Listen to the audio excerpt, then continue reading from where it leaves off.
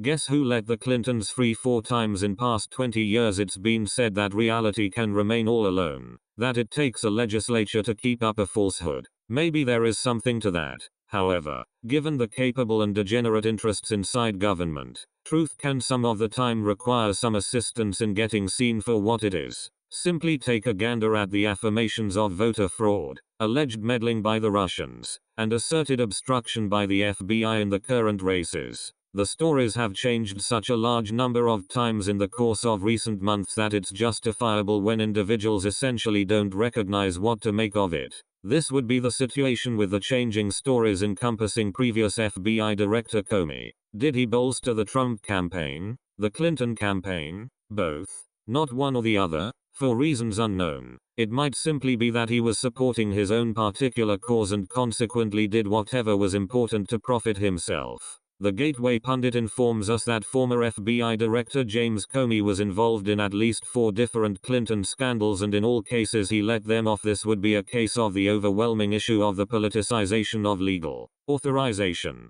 obliterating, in that it annihilates the general population's regard for the law.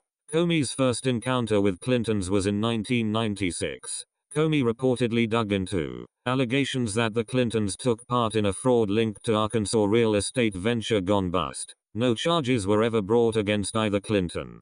Comey next was involved with the Clintons when in the early 2000s when he was involved in both ends of the case of Marc Rich, a billionaire oil trader accused of tax fraud and trading with Iran during the captive crisis, who was later pardoned by President Bill Clinton during his final day in office in 2001. The investigations concluded that there was no wrongdoing on the part of the president, despite public outcry over the evidence that Rich's ex-wife donated to Hillary Clinton's Senate campaign.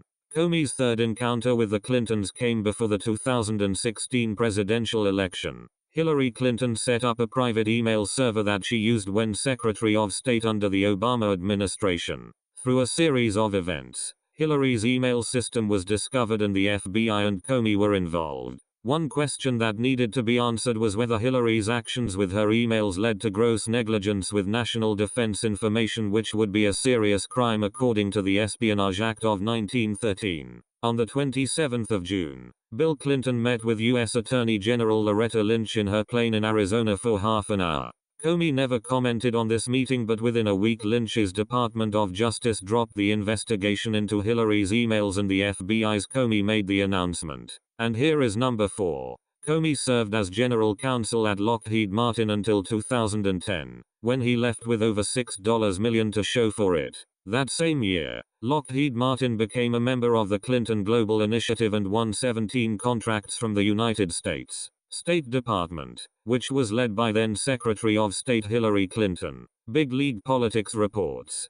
Comey just happened to join the board of the British bank HSBC Holdings in 2013, which just happens to be a Clinton Foundation partner. What is urgently required is one extensive investigation concerning Mr. Comey's associations and collaborations with the Clintons, coming full circle with his time as FBI director. In the event that this investigation was led straightforwardly and forcefully, the bring down of Mr. Comey may at long last be the connection that brings the Clintons down too. That is, giving truth gets some assistance in getting over the clamor of lies so it can be grasped by the American individuals for what it is.